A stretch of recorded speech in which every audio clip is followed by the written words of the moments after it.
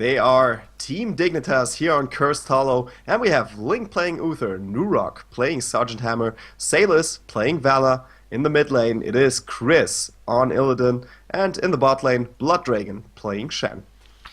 And the right hand side going into this match 1-0 up. They need to win this one to secure themselves the match win over Dignitas is Team Alternate. Alan on the Tyrande in the top lane. This tri-lane setup in mid is going to be Mopsio, Gluehammer and Krolu, and down bot all by himself is Ardren on ETC, and that bot lane is going to be so boring to watch. Chen versus ETC.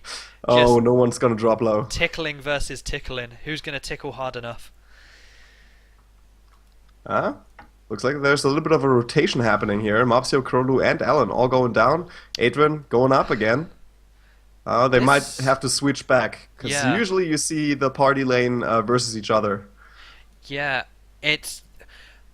So, what teams usually do is they hang around in mid and see where is Hammer. I want to be in the lane versus Hammer so we can de-push this. And if you look at it, Alternate don't really have too much to de-push this. You usually have a Valor or a Tassadar to go against Hammer and get some damage down and de-push the lane. But look at this tower in top already. It's had a third of its health gone, nearly half of it now. But they actually there's the hook wow. up to Nurok behind enemy lines. Jeez, he's gonna drop so quickly. How did that happen? Stitches was in front of it, and I think he turned just at pushed the last. him through it. Yeah. That was a nice displace. Yeah. Now let's get a ton more of those, and oh, there it is again. Another one here onto Link, and a nice pushback by ETC to follow it up. Where's the body block? There it is. Adrian going for the second kill here for Team Alternate. What an opening. You were talking about how do you push Sergeant Hammer back. This is how you do it. That was... You're speechless. Mopsio... I know Mopsio just spams a ton of Stitches games. He is one of the most played Stitches players in EU. And it really showed you right there. He's got 100% hook rate and 100% kill rate because of those hooks. Those are stats that you just need on your team. Yeah, he is an incredible Stitches player, and finally back into form. I really love to see it. Mopsio is such a great guy. He's a really nice guy as well. Oh, there's the first hook that actually misses. And Link Nurok pushing back here. Alan coming in from the back, and Adrian pushing Link back, but I think he has too much sustain. Oh, there's a good move here by Tyrande with that nice little shot there. They don't have damage, down. but they have CC. And that's all you need. With the Hunter's Mark, you get a little bit more damage on your side, but just look at what they have. They have Hook, into Lunar Flare, into Face Melt, and then into Power Slide. That's 4 CCs across 3 heroes against 2 heroes with no escapes and a Valor. And speaking of escapes, they're going to escape this top lane and rotate their way down to this tribute, but you've got to think that Hammer may stay and just counteract this by pushing. Yeah, she's going to push quite a bit. ETC is going to have trouble dealing with this. I don't think that Dignitas will actually rotate down to go for this tribute. They're just going to let it go. Krolu already has that pretty much taken care of. And yeah, returning into lanes as soon as he can. Stitches in the meantime, he did take that mid lane. So Chris can't really do all that much. And they're rotating back up again. And it's going to be that dangerous triple lane once again here for Alternate. I wouldn't be surprised if we just see a Stitches hook. Okay, yeah. Hammer unsieged at the right time, because otherwise Mopsio could have just hooked straight. And because you see the outline of Hammer's range, you know exactly where Hammer is, even if you don't have sight. You can just go straight for that hook and land it, but didn't go for it this time, playing it a little bit safe. And Dignitas, because they were able to get these 2 towers in top, now have the XP lead, but of course, one tribute down, sorry, it's not the best. They are going to react to this by grabbing their easy camp up top, and that's going to help them immensely as the next tribute spawns down bot. Oh, this is actually a really cool placement for Alternate. Are they going to go for it? They might have to give up a little bit of lane presence if they want to go for it, but looks like they are in position already. Uther and Vala trying to go for it, but not really sure if they want to. Mopsio, he could go for that hook and misses, unfortunately. Yeah, they're just trying to go for the delay here, but 3 versus 3, you've got to think that, again, Alternate have the upper hand. Even 4 versus 4, now that Chen joins, they still have the upper hand. Gluehammer, though, is a little bit split here. They're actually going to go in Oh, here. Mopsio's in the trap. There's the sandwich coming out, and he catches so much damage that he has to drop. Link is quite low as well. He has to get out of that fight. So is Salis, but Chris still up on top, and Raynor does fall here. So this does give nice control into that tribute for them. Alan might actually fall here as well. Chris is on the hunt, and he goes for it. What a nice fight here for Dignitas. They're paying back. They are indeed. And meanwhile, Hammer's been pushing top alongside these Siege Giants. ETC just cannot get close. He steps forward, he gets slowed by the mines, he gets auto-attacked by Hammer. And that's just trying to get towards the Siege Giants. The best thing he could do would be to power slide in and face melt them back, but here comes a wild Mopsio. And where's that hook? There it is, but it misses by just an inch here.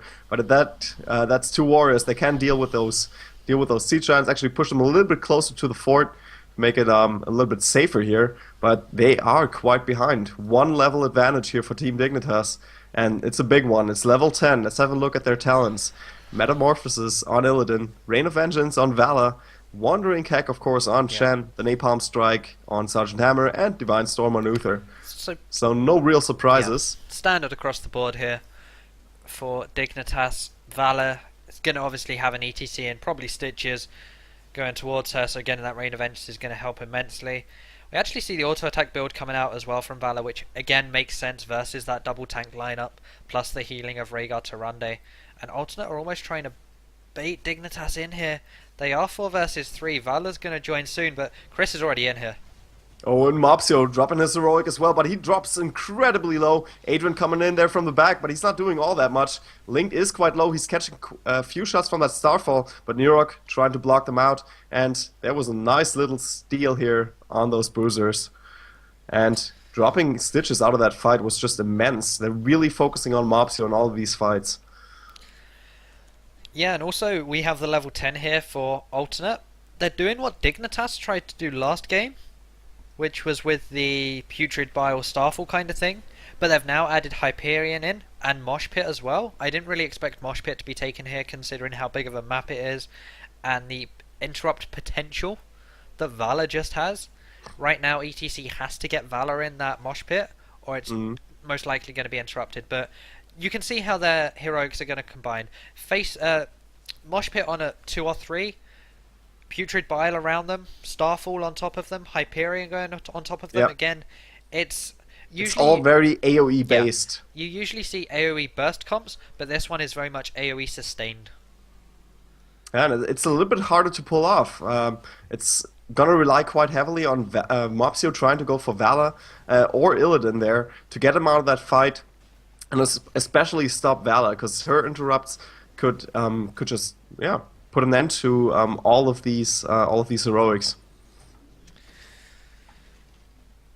As the boss gets taken, that's 2 for 2 for Dignitas. They grab their enemy's boss, then find safe haven in taking their own, and they're actually going to contest this siege camp here. And look at this, the 2-level difference and the talent advantage. Even 3 versus 3, they force Alternate to back away from this one. Yeah, and Alternate has to back off. They're cursed. They have that boss that they have to take care of, and of course 2-level disadvantage here. So this is quite a biggie. We have double Giant Killer on Vala, on Sergeant Hammer. There's of course the Sprint on Uther. 6 cents taken by Illidan to reduce a little bit of damage while he has evasion active. And Shen not quite ready with his level 14 talent there. 13. As they're actually going to go in onto Alan here. They combine so many ults that Ancestral Healing goes down in time, but Alan will fall. Oh, and Adrian caught out there. Rain of Vengeance out down on top of him. He does fall as well. And that's ETC and Tyrande down. It's going to be quite hard for Alternate to stop this onslaught. And the bottom keep will definitely fall. Boss still has most of his health. Wow, this might be a really early finish, but the cooldowns are still quite low. Crowloot has to get out of that fight, but like focusing on the core really quickly here. As soon as this shield goes, it's game. This is game. 9 minutes. Wow, what a fast game here for Dignitas.